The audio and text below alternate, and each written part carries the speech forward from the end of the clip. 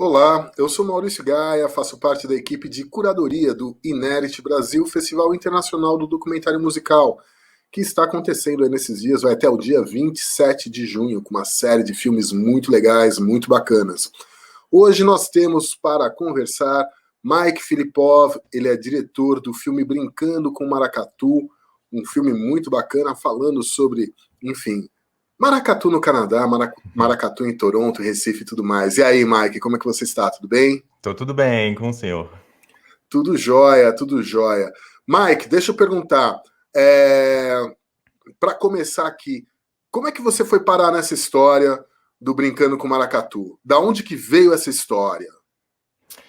Bem, eu já há muito tempo tocava samba aqui nos grupos de samba aqui em Toronto.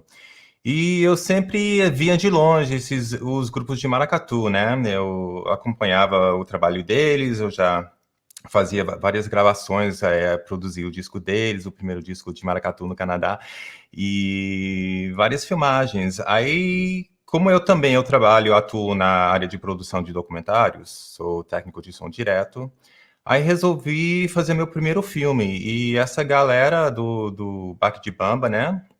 Um dos grupos de maracatu que temos aqui, eles me convidaram, pô, fica com a gente, grava o que se quiser com a gente. E então eu entrei no grupo e eu fui gravando a minha iniciação, né, no maracatu aqui em Toronto. Joia. Olhando o filme, dá para perceber que assim, uh, o direcionamento do filme foi mudando enquanto ele estava sendo feito, né? Principalmente Uhum. quando vocês chegam em Recife. Conta um pouco como é que é essa mudança no olhar, né, acontece ali dentro do filme, por favor.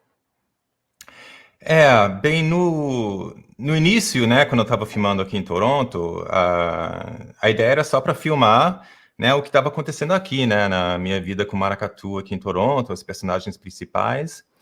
Aí rolou, quem é que é a Aline, o líder do grupo aqui, estava indo para Recife, que ela vai muito para lá. Aí um grupo de nós decidimos acompanhar.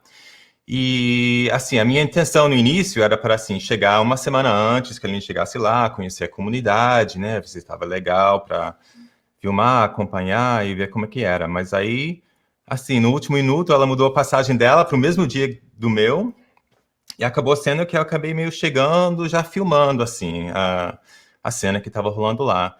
Então, esse meu olhar foi através disso, de eu chegando lá, não conhecendo muito e chegando a conhecer as pessoas e eles me conhecerem ao mesmo tempo, né? Esse lance de eu estar lá. Então, o foco, né, dessa parte em Recife era mais a interação entre eu e a Aline, as outras pessoas aqui de Toronto e a comunidade lá. E tentando entender essa relação que temos, né?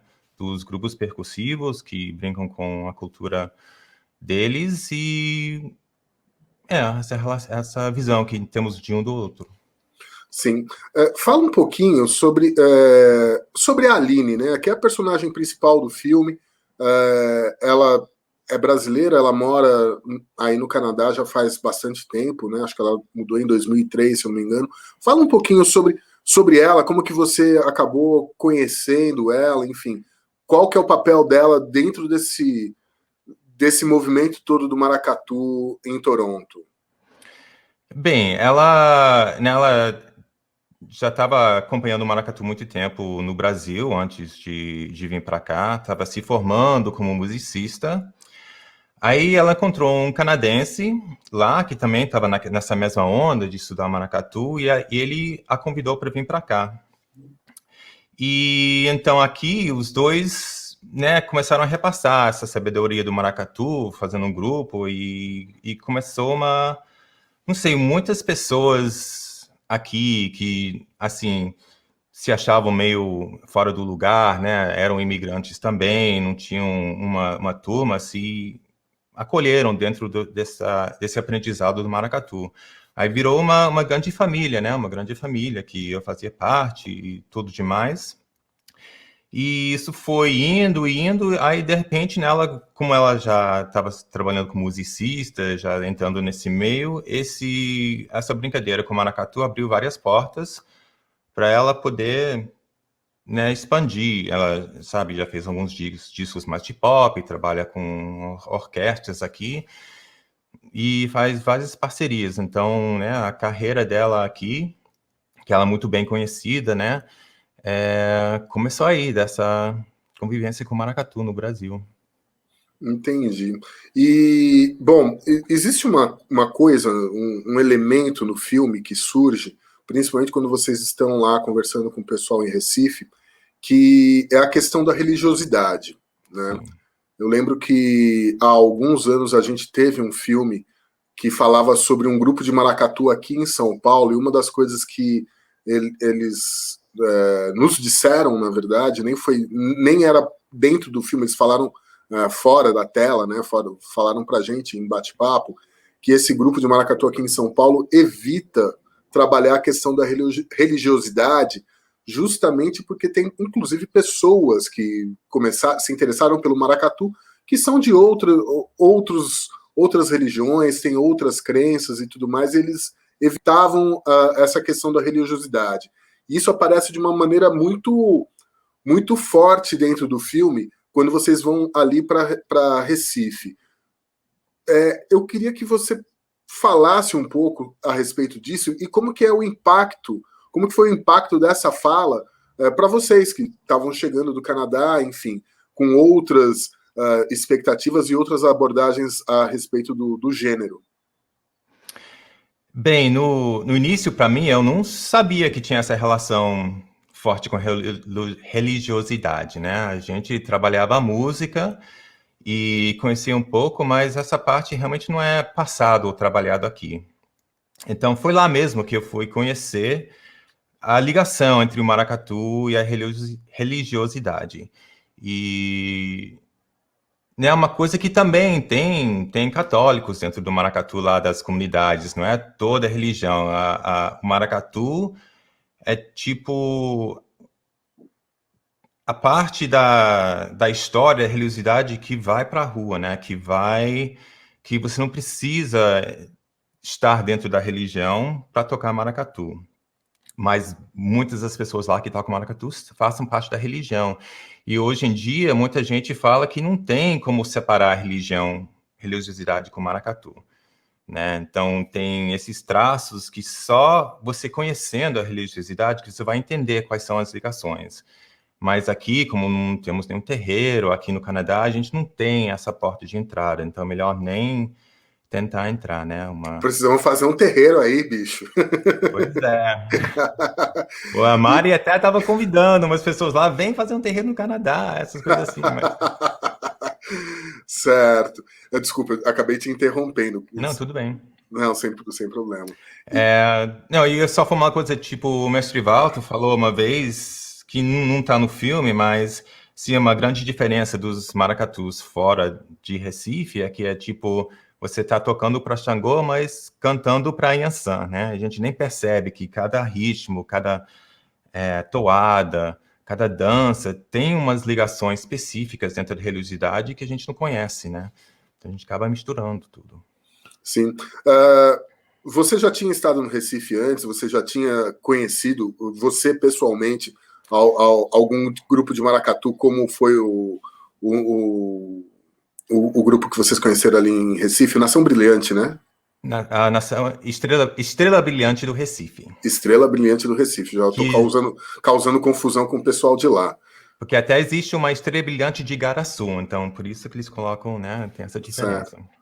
Você já tinha estado lá? Já tinha conhecido esse pessoal, enfim?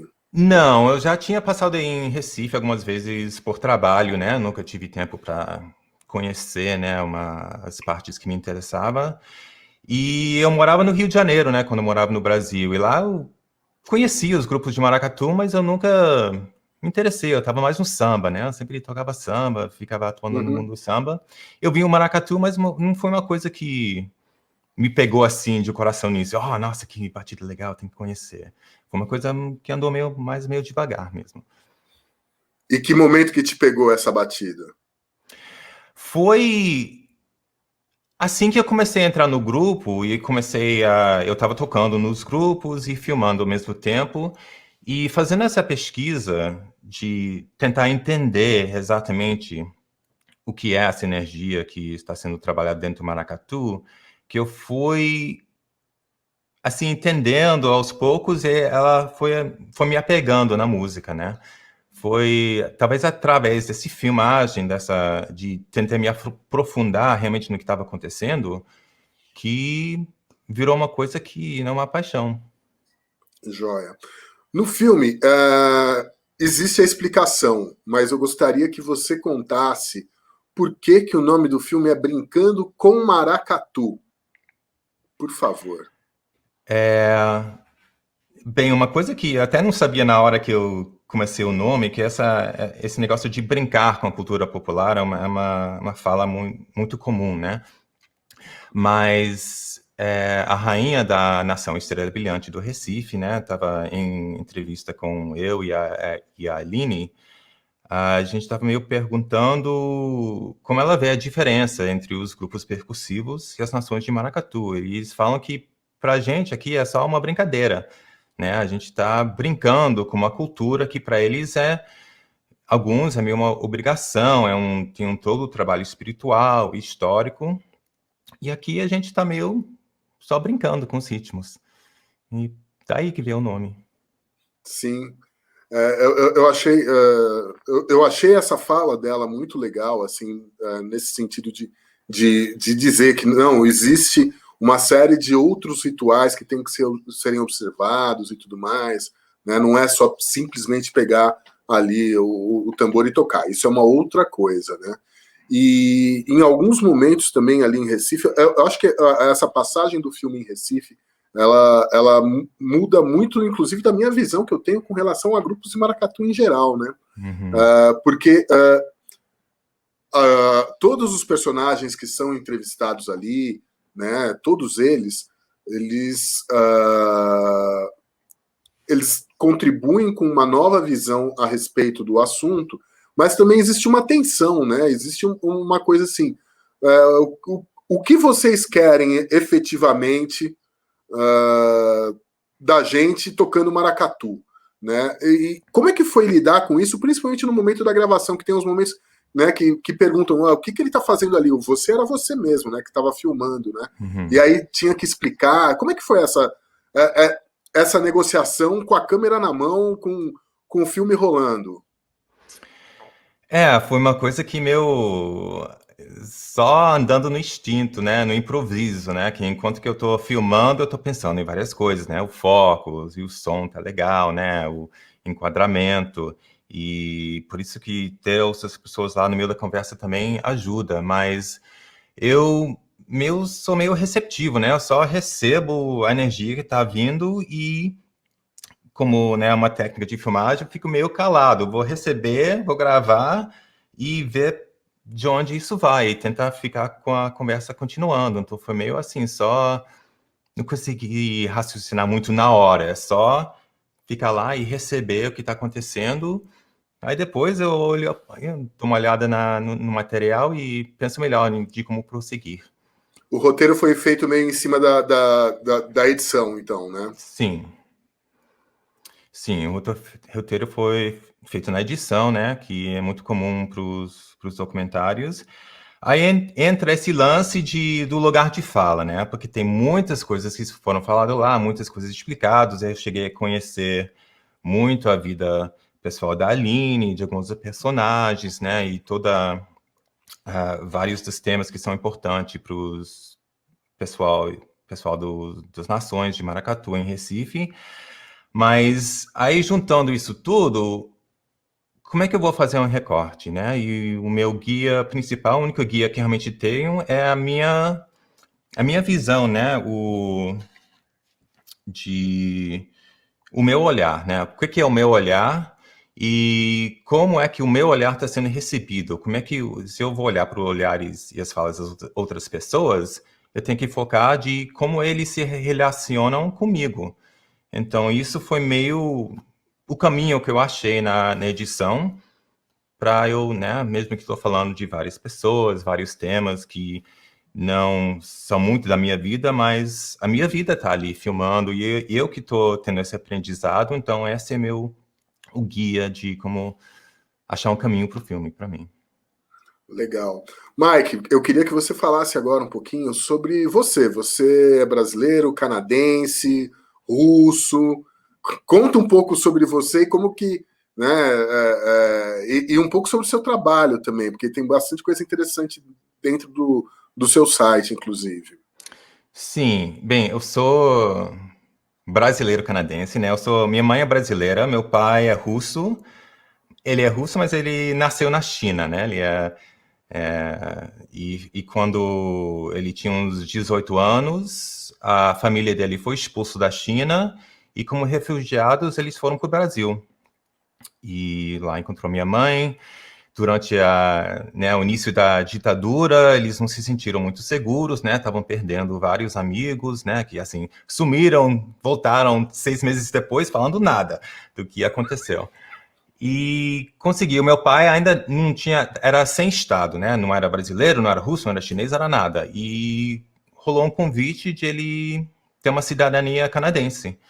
Aí eles vieram para cá, eu nasci aqui, depois voltaram para o Brasil, a gente morou no Brasil, depois voltaram para cá, e a gente ficou na ida e na volta, né? Eles sempre querendo voltar para o Brasil, mas tinha aquele gostinho de uma economia estável, essas coisas assim, e quando eu tinha uns 12 anos por aí, aqui voltamos para o Canadá de vez. Então, mais ou Entendi. menos isso. E fala um pouquinho sobre o seu trabalho com cinema. Enfim, você tem uma série de outros trabalhos com cinema. Fala um pouquinho sobre sua carreira, então, por favor. Sim, eu, né, comecei meus interesses pela música e depois eu me formei na engenharia de som e trabalhei na indústria de música por muito tempo, né, gravando, produzindo discos, fazendo som para shows ao vivo, né, festivais de jazz, essas coisas assim. Aí, numa certa hora, eu me interessei pelo cinema. E acho que nessa hora eu já estava no Brasil, voltei para o Brasil, né, morei nos anos 90, um tempo lá, e foi conhecendo o mundo de cinema. Aí, voltando para Toronto, eu entrei nesse meio, né, e através da parte de som. Então, fui técnico de som, né, de sonorização, depois comecei a aprender a ser um técnico de som direto, e trabalhei em várias produções, assim, americanas, né, que rola muito aqui em Toronto, né, esses filmes de Hollywood, e aí me interessei pelo documentário. Aí comecei a trabalhar em documentários e me apaixonei por esse meio, e agora há 20 anos eu só, assim, tenho muito privilégio de poder viajar o mundo trabalhando em documentários de vários outros cineastas. E sempre, né, sempre no início, quando eu entrei no mundo de cinema, era porque na expectativa que, pô, um dia eu gostaria de fazer um filme, mas não sei como se faz. Então eu fui aprendendo mesmo, né, fazendo, né, trabalhando com os outros cineastas.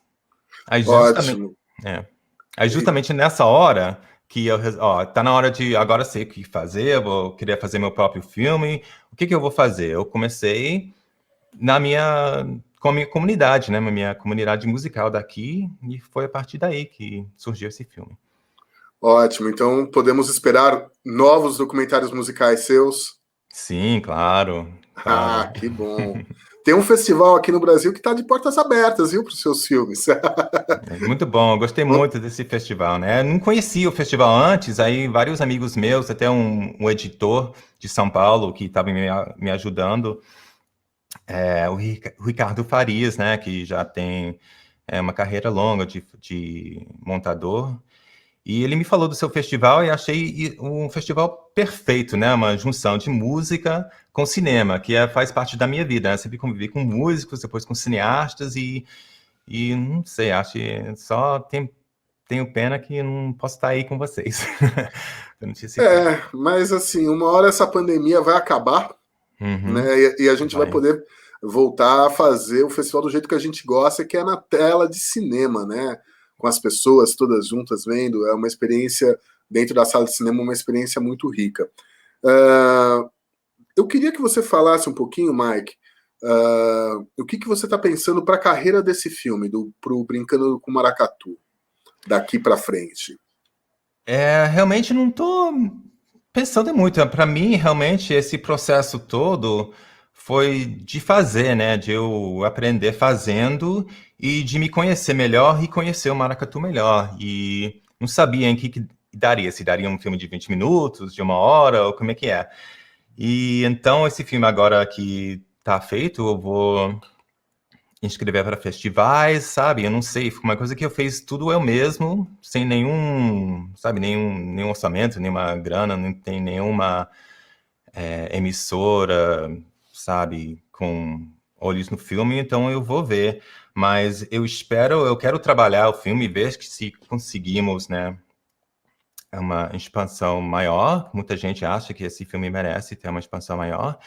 E também quero que surja alguma grana para eu poder oferecer essa grana para a comunidade, né, para a nação, né? Já tem, mesmo não conseguindo grana no filme, a nação já está, né, vai receber vários apoios que já vem, né? Tem uma conexão forte com eles, mas seria legal se tiver alguém que quiser, né, expandir o acesso desse filme ao mundo, eu topo, mas agora eu não sei como é que vai ser. Tá. Voltando só um pouquinho para o filme, existe um momento ali que para mim né, foi um momento assim de surpresa, né? Quer dizer, o filme tem várias surpresas, né? Uhum. Conhecer o trabalho da Aline aí em Toronto, conhecer o trabalho do pessoal do Baque de Bamba e tudo mais. Mas aí, de repente, no final do filme, você descobre que não, existe um segundo grupo de maracatu em Toronto, né? Que eu também achei incrível, achei assim, a apresentação deles na rua ali incrível. Conta um pouquinho sobre esse outro grupo, que é o Mar Aberto, né?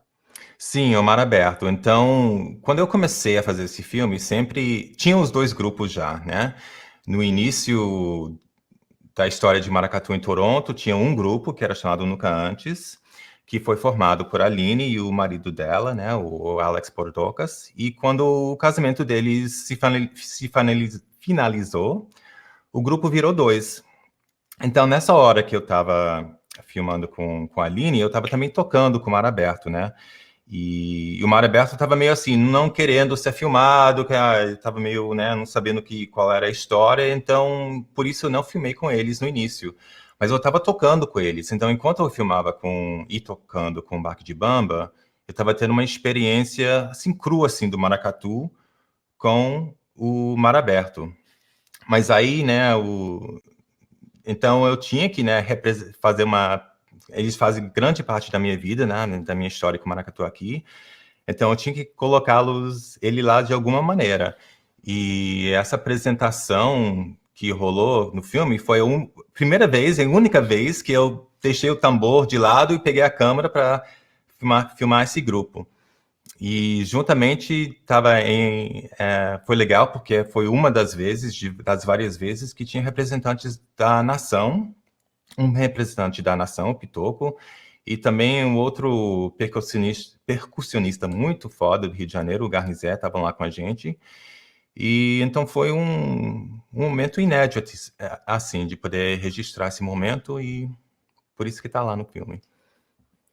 Sim, é um momento com muita força, né? Muita intensidade, assim, é um negócio muito bacana. E é legal também, você falou do Garnizé, o Garnizé ele já apareceu em um outro documentário aqui que nós tivemos no Inédit, em algum ano anterior, né?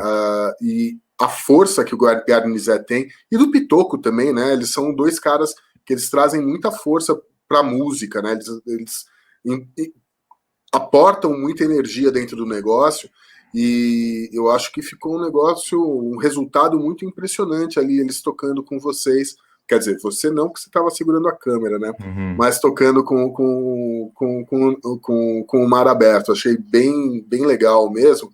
E o Garnizé, ele traz um pouco, né? Não só o Garnizé, mas o Pitoco também fala um pouco dessa coisa da ação social que a música e o maracatu acabam tendo aqui no Brasil, né? Principalmente com os jovens, né? Com os jovens periféricos, suburbanos e tudo mais do país, né? Como é que você vê isso daí, estando num ambiente de primeiro mundo que vive muito pouco com esse tipo de realidade que a gente tem em qualquer centro urbano aqui no Brasil?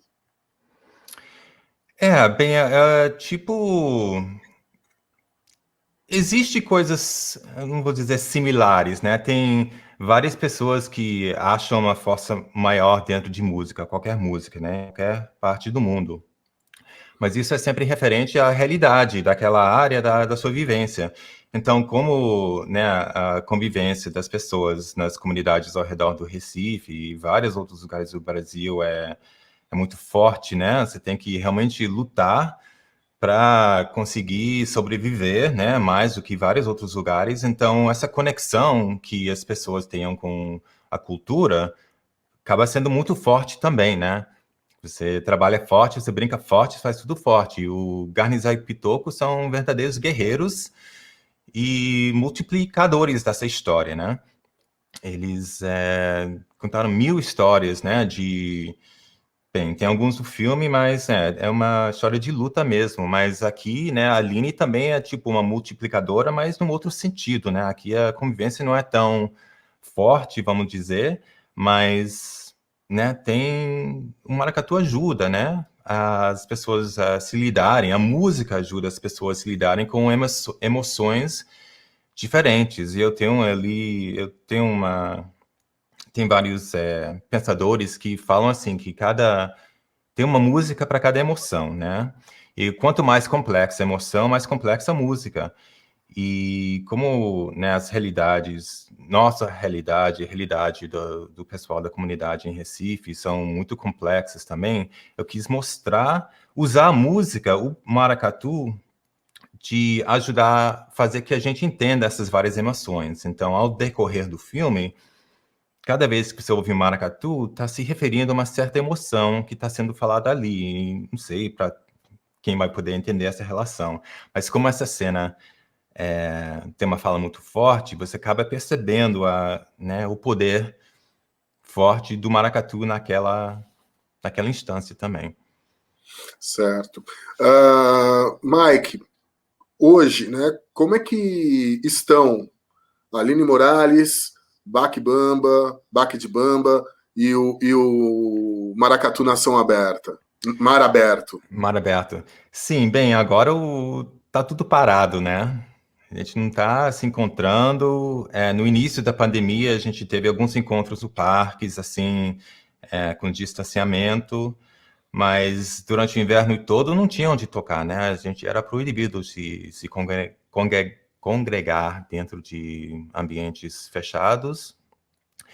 E então não teve, né? A gente está tendo uns bate-papos assim, online, alguma coisa assim, mas agora no nosso estado aqui está começando a abrir as coisas e já estão rolando conversas de a gente se juntar para recomeçar, né? E então vamos ver, mas por enquanto tá parado tudo aí, a gente só está aguardando, né, a abertura das coisas aqui em Toronto. Mas eles viram o filme, né? Viram filme, sabe? Todos os personagens viram filme, vários personagens de Recife, né? Já viram até um ano atrás, né? Às vezes que eu acho uma cena muito forte, eu já passo para, ó, será que dá para usar essa cena? Tá tudo bem? Então, eles já viram o filme. O Alex, aliás, ele já tem o filme, mas acho que ele não viu ainda. Ele tá meio não sei qual é a emoção que ele está sentindo, mas como o filme é principalmente sobre a ex-esposa dele, é mais sobre o outro maracatu, vamos dizer, não tem muito de se preocupar, mas ele não sabe bem como que vai ser rolado, então Ele tá meio receoso. tá meio receoso, então acho que ele não viu ainda, mas o filme tá lá para ele ver na hora que ele quiser. E qual foi o feedback que as pessoas deram para você? Né, das pessoas que participaram do filme, que estiveram no filme, que tipo de retorno que elas deram para você assistindo o Brincando com Maracatu? Foi uma troca legal, né? Foi entender várias outras perspectivas, né? Uma coisa que foi talvez foi surpreendente, mas não tão surpreendente assim. Mas várias pessoas de Recife, né, que estão no filme, metade assim amaram e outros viram assim de um certo modo que eu estou representando uma visão da nação de 2016, né? A nação já não é mais assim, né? as nações de maracatu evoluem muito. Aqui em Toronto, a gente é quase que a gente que não evolui, né? Que a gente tem o cuidado de tocar o que aprendemos, mas também a gente não está convivendo dentro desse mundo. E lá em Recife, todo ano, as toadas são novas, os grupos são novos, né? O mestre Walter já não é mais o mestre de percussão da Nação Estrela Brilhante do Recife, né? Ele já está com uma outra nação, então tem novo mestre, né? Várias pessoas que estão ali no filme não estão mais no grupo, né? Porque as pessoas às vezes rodam entre outros grupos, então para algumas pessoas dentro da nação, eles vejam assim como não é uma propaganda legal, porque não é uma propaganda da nação como ele é hoje. Uhum. Mas representa uma época que foi muito forte dentro da nação, uma época que, né, durante esse tempo, que chegou várias pessoas de outros lugares do Brasil e do mundo. Então, para mim, eu acho muito legal ter esse registro da nação Estrela Brilhante daquela época, mas não é assim mais, já é uma nação diferente. Sim, mas aí é o tempo, né, da própria construção do filme, né? Não tem muito Sim. por onde fugir.